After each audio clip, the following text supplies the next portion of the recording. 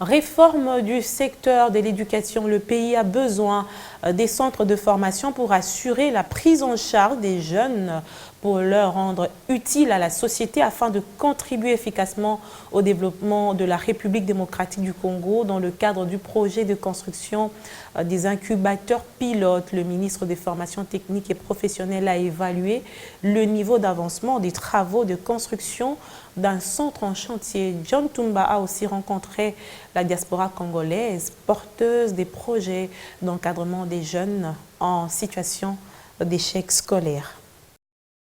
Il y a beaucoup à faire à la formation professionnelle arts et métiers, donc pas de répit pour John Tumba Panou-Pankole depuis sa prise de fonction à la tête du ministère de la FPAM. Il a été assuré de l'effectivité ce mercredi de l'évolution des travaux de construction d'un centre de formation encore en chantier retenu dans le cadre du projet de construction des incubateurs pilotes sous la tutelle de son ministère. Ce centre est équipé d'un dépôt de produits bruts, des ateliers de transformation, de salles de formation et d'exposition, ainsi que des bureaux et une salle de réunion. Avec une capacité d'accueil de 100 apprenants par session venant de toutes les provinces du pays, ce centre de formation multidisciplinaire assurera la formation de 3 à 6 mois aux jeunes de différents domaines. Une formation qui sera sanctionnée par des certificats de qualification.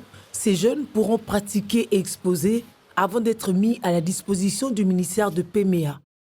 Ce centre va accueillir les jeunes qui vont venir des autres ministères tels que le ministère de la jeunesse, le ministère des Affaires sociales. Ils vont déterminer, il y aura des filières ici, comme filière cuir. On va fabriquer des choses, on va apprendre aux jeunes comment fabriquer les chaussures ici, comment fabriquer les ceintures en cuir ici, comment fabriquer des tomates, ainsi de suite. Ils vont venir apprendre le métier. Ils vont quitter l'informel pour la structure formelle.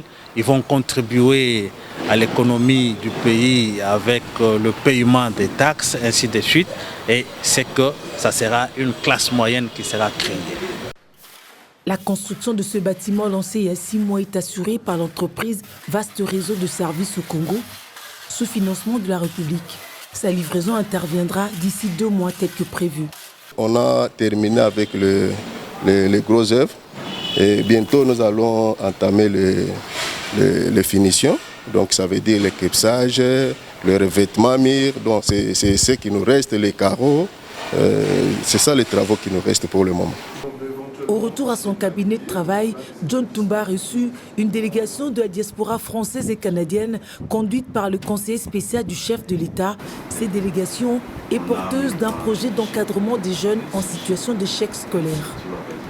C'est un projet vaste qui va pouvoir aider les jeunes, surtout la jeunesse, genre comprise, femmes et hommes, handicapés ou pas, tout le monde est concerné. Et c'est dans ce sens-là que nous avons été très surpris de trouver que son Excellence connaît bien, maîtrise bien son ministère et les mandats de son ministère. En tout cas, nous rentrons ravis de savoir que c'est l'homme qu'il faut à la place qu'il faut.